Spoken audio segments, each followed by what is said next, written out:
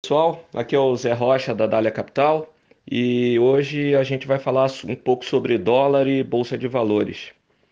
Vocês já devem ter reparado o seguinte: de mais ou menos de 2002 até 2015, 2016, o que que acontecia? Ah, Você via a bolsa e o dólar se movimentando da seguinte forma: a bolsa subia, o dólar caía, o dólar subia, a bolsa caía. De 2016 para frente, começou a acontecer um negócio meio diferente que vale a pena chamar a atenção. O que começou a acontecer? Parem para pensar.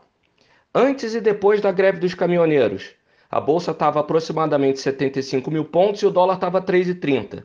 Depois da greve dos caminhoneiros, a bolsa ficou ali parada nos 75 mil pontos e o dólar foi para 3,80.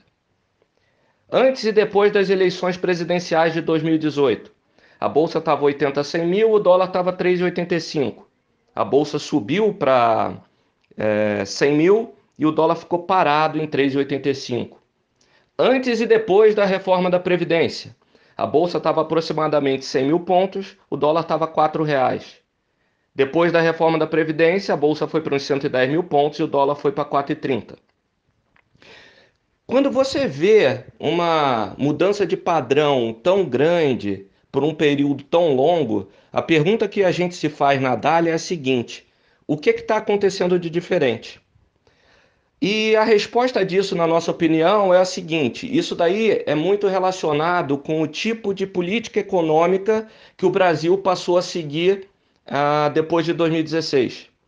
Antes de 2016, você tinha a nova matriz econômica, que a grosso modo é o seguinte: era um fiscal frouxo e um monetário apertado. Depois de 2016, você passou a seguir uma política econômica liberal, que você tem um fiscal apertado e um monetário frouxo. Em qualquer país do mundo que experimenta esse tipo de mudança de mix de política econômica, o que acontece? Os teus ativos em moeda local, seja ele a LTN, a NTNB, os imóveis, a bolsa, eles se valorizam muito e a tua moeda, no caso brasileiro o real, ela se deprecia, ela fica mais fraca. Uma segunda forma menos técnica que ajuda a explicar isso também é o seguinte: o brasileiro pensa em reais, então, a grosso modo, ele tem três classes de ativos para investir. Seria a renda fixa, o CDI, que seria o risco zero, a bolsa quando ele está otimista e o dólar quando ele está pessimista. Quando você tem um CDI de 15% ao ano, quando você tem uns juros de 1% ao mês, você não deveria fazer nada que não fosse comprar um fundo de renda fixa. Essa é a razão, depois de 20, 30 anos desse tipo de política econômica, de todo mundo, a poupança do brasileiro ser tão concentrada em renda fixa. Quando o CDI cai para 5, para um número mais baixo, a gente acabou de bater no menor nível da história dos juros no Brasil essa semana que passou, o que você tem que fazer? Compra bolsa e compra dólar. Esse é o tipo de estratégia que a gente carrega no Dália Total Return desde o primeiro dia do fundo, que a gente ainda gosta e que tem dado bastante certo. Uma terceira forma de pensar nisso, porque é um assunto importante, é o seguinte: o principal produto de exportação do Brasil nos últimos 30 anos não era nem soja nem minério de ferro, era juro real. Você tinha o juro real mais alto do mundo.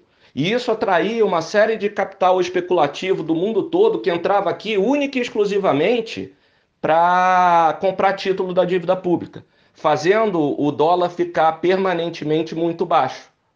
Isso foi, talvez, uma das principais razões para o processo de desindustrialização que a gente viu aqui nas últimas décadas. Esse problema ele começou a ser sanado em 2016 e a gente está vendo esse processo continuar até hoje. Então, a mensagem que fica é que as pessoas normalmente associam o dólar subir como sendo uma coisa ruim. Mas a bolsa sobe e o dólar sobe. Por quê? Porque a gente está vendo a primeira desvalorização cambial benigna desde 1999. Esse dólar mais alto ele vai ajudar ao processo de substituição de importações, vai ajudar a indústria local, vai ajudar o emprego a recuperar um pouco mais rápido, vai acabar ajudando ao PIB melhorar um pouco mais rápido do que melhoraria de outra forma. Então era esse o recado que a gente queria deixar. Queria agradecer aí pelo convite. Quem quiser ouvir mais sobre esse tipo de visão, eu sugiro seguir a gente no Instagram, Dália Capital, ou assinar, se registrar no nosso site para receber nossas cartas. Nossas cartas têm no máximo 2 páginas, elas são super bem escritas. Quem escreve é o meu amigo, meu sócio, o Irai. Para vocês terem uma ideia, ele é 80% Warren Buffett, 20% Machado de Assis. Valeu, pessoal. Um abraço da Dália para vocês. Boa sorte para a gente. Tchau.